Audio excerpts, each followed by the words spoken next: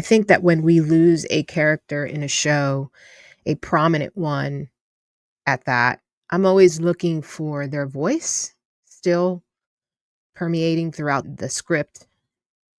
I'm always looking for a sign of why they were there in the first place.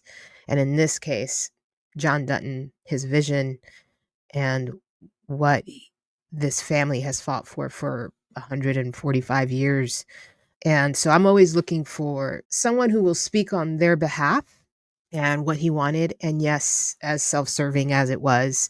And I feel like Senator Perry, and even though Clara didn't say a whole lot, she did a lot to kind of distance herself, separate herself from the new governor. But for sure, Senator Perry was, for me, in this episode, the MVP. Yeah, it was an emotional one. So we're going to get right into it. If you haven't seen the latest episode of Yellowstone, it is on Paramount Network, not Paramount Plus. Everyone thinks it's Paramount Plus. It's not. I'm still seeing comments online, and it is not on Paramount Plus. It is on Paramount Network. And getting that cable channel is really expensive. So what most people do is they go ahead and purchase on Amazon.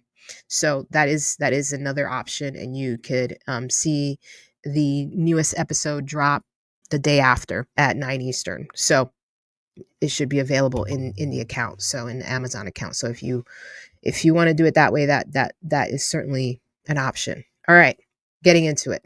We see what happens with John and how that all played out the night of his supposed suicide attempt. And we see that it wasn't a suicide attempt. I mean, we all kind of suspected it wasn't, right? We all knew. Most of us in the audience knew that John Dutton wasn't going to off himself. And so Casey gets into the ME's office and basically was just like, we're doing this. We're doing a thorough autopsy, and I want to be in the room when that happens. And that scene in and of itself was so intense. So the cause of death changes from suicide to homicide. Yeah, that whole scene was so intense. So intense. And going back to Senator Perry and Clara leaving that meeting midway, it tells you everything you need to know. It really does. And I have to say, I love how Senator Perry played. I love what was written for her in this scene and in the scene after between her and Clara. And just being the voice, being John Dutton's voice, right? And knowing what he wanted.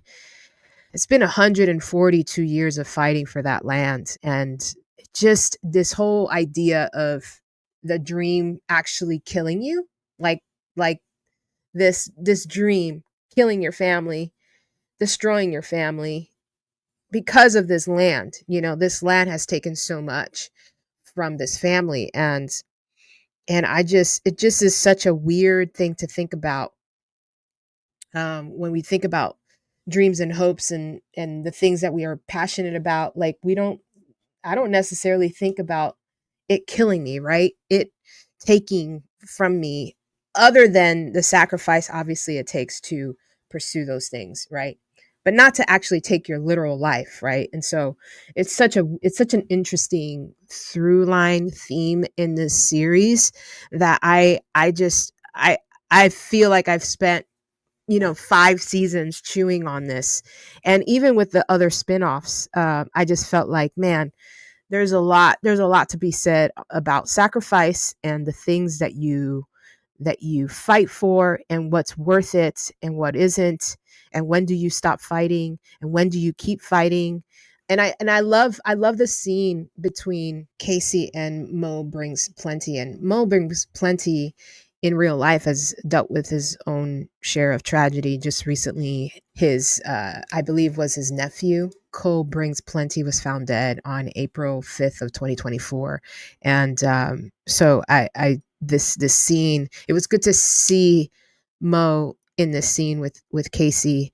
And Casey has to make a decision. He has to choose, and choices will need to be made here soon. And he doesn't even know which way he's going to go.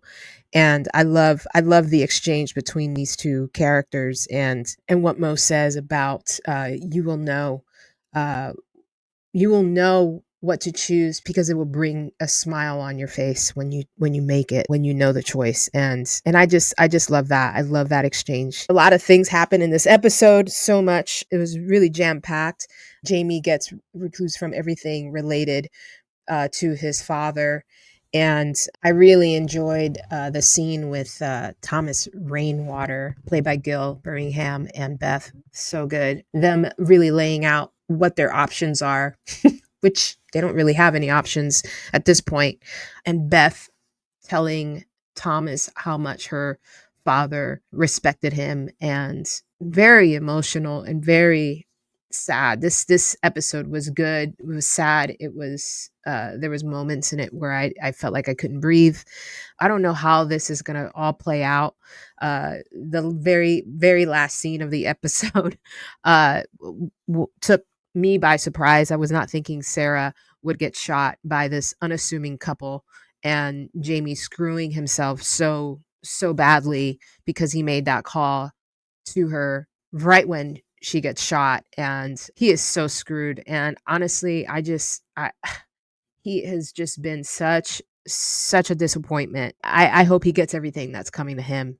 The scene with him and Jamie, and how Jamie just literally threw his body on top of his desk, rightfully so. I wanted so much more from that scene. I really, really did. And clearly, Sarah getting shot by the people that she hired to do the dirty work and get rid of John is such crazy karma. They're just tying up their loose ends. And so that loose end has been tied. Casey and Beth don't need to worry about Sarah anymore. I was holding my breath because I just was like kind of sort of freaking out, honestly, like, oh man, she is she's freaking out. She's getting a burner. She's trying to connect with the people that she hired. The phone is disconnected. That would have been my sign right there.